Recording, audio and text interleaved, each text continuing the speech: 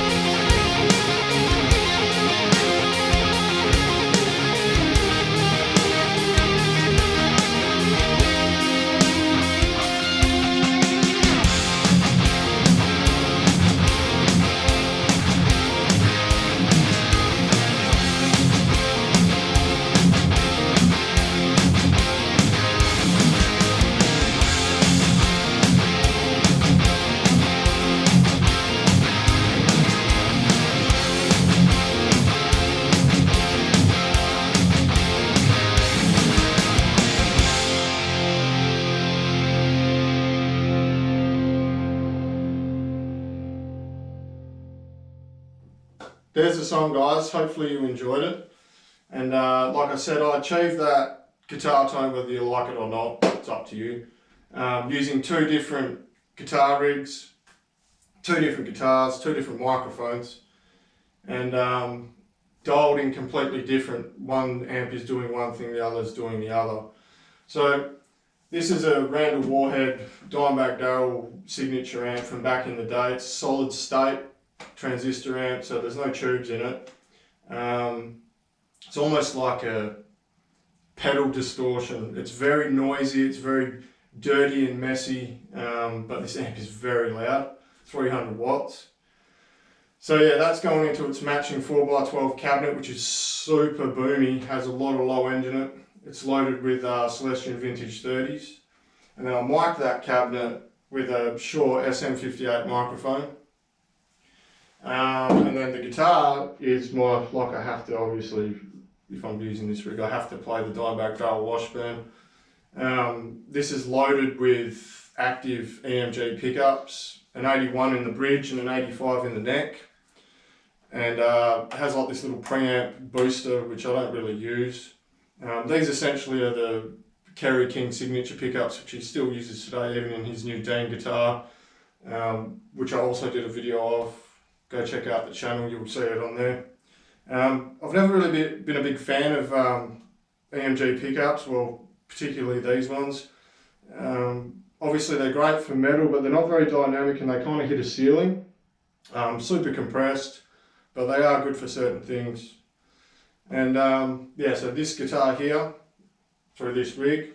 Now, the way that this rig is dialed in is that typical scooped mid-range, dirty, aggressive metal tone. And I had to have a noise gate in front of it. This amp is just so noisy, especially with a guitar that's running active pickups. So that was one tone. And by itself, yeah, it's not something that I myself would run on its own, because it's a little bit brittle in the distortion, but when it's blended with something else, and you can lift it in the mix, it starts to add a different bit of colour, and it, yeah, well, you would have heard it in there. And then now, to my right is this absolutely epic guitar amplifier. And I don't know if anyone out there has ever had a chance to also play through a Diezel VH4, or any Diezel for that matter. This is something that is really at the top of the food chain when it comes to high gain, boutique, sought after goodness.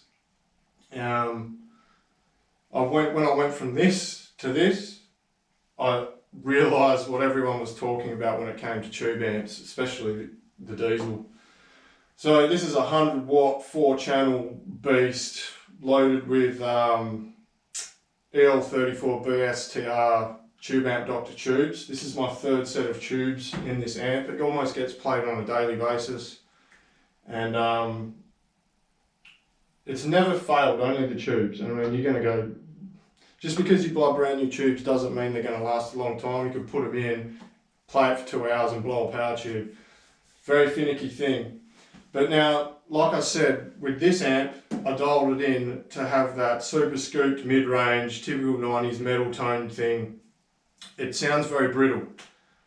Then you got this, which is dialed in to be bringing all that beautiful fucking crunchy mid-range and super tight low end, beautiful balanced amp.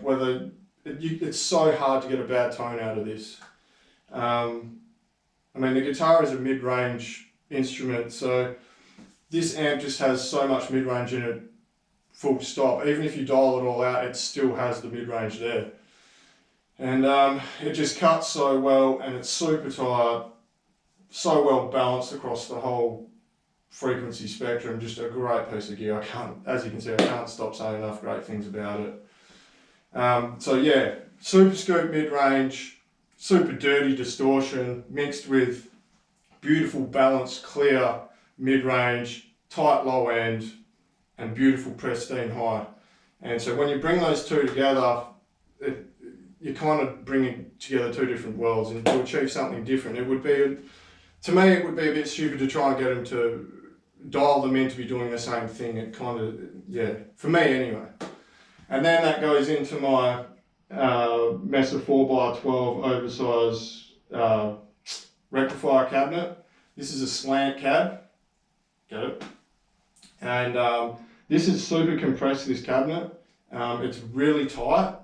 It's nowhere near as woofy as this thing. And it's just great, fantastic, sounds great with the Diezel. That was mic'd with a Shure SM57. I mean, the 57 and the 58 essentially, I've heard, are pretty much the same thing, just with different capsules, but they both still sound different. And I did that just for the sake of experiment. And that is plugged into my custom guitar here. Now this thing was made by Formentin. If you guys have seen my other videos, you would have seen this guitar. And it makes me not interested in buying anything else. It does everything for me so well.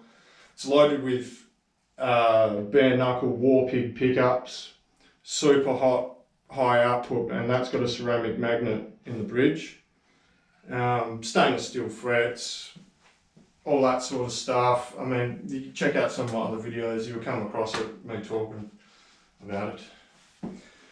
Now, the only pedals that I use, I don't use anything in front of the amps. I've never really have. I've always preferred to be plugged straight into the front of the amp. The more pedals you have between the guitar and the amp, you're losing the sound of the guitar, kind of thing. This is my personal opinion. With this guitar and this amp, I had to run a noise gate. It just hissed like shit, and it's so noisy. Even when it's turned on by itself without even the guitar plugged in, it's really super noisy. So it was hard to keep that quiet. This thing is whisper quiet. I mean, you could crank the master volume on this thing to full, and with a good guitar, shielded guitar in there, it doesn't make any noise. Has some idle hum, that's it. For the guitar solos, I'll just use this little TC Electronic Flashback Mini. Great little delay pedal for what I need it for anyway, just to add a bit of air around the notes for the solos. That's just running into my parallel effects loop, which is switchable on this, which is fantastic. And yeah, so there's the two bringing together of the two tones, two guitars, two cabinets. It was so exciting to do this thing. I wish I could have 20 amps on the wall so I could just sit there and blend tone all day. And maybe one day. So there you go, guys. There's a bit of guitar nerdery for you. If you've made it this far and you're still watching, thanks very much. And if you haven't already, consider subscribing. Go check out my other videos and all that sort of stuff. And let me know what you guys think in the comment section below. What else you would like to see. Yeah, we'll go from there. So, after all that, thanks very much for being here again, and I'll see you guys in the next video. Take it easy, guys. See you next time.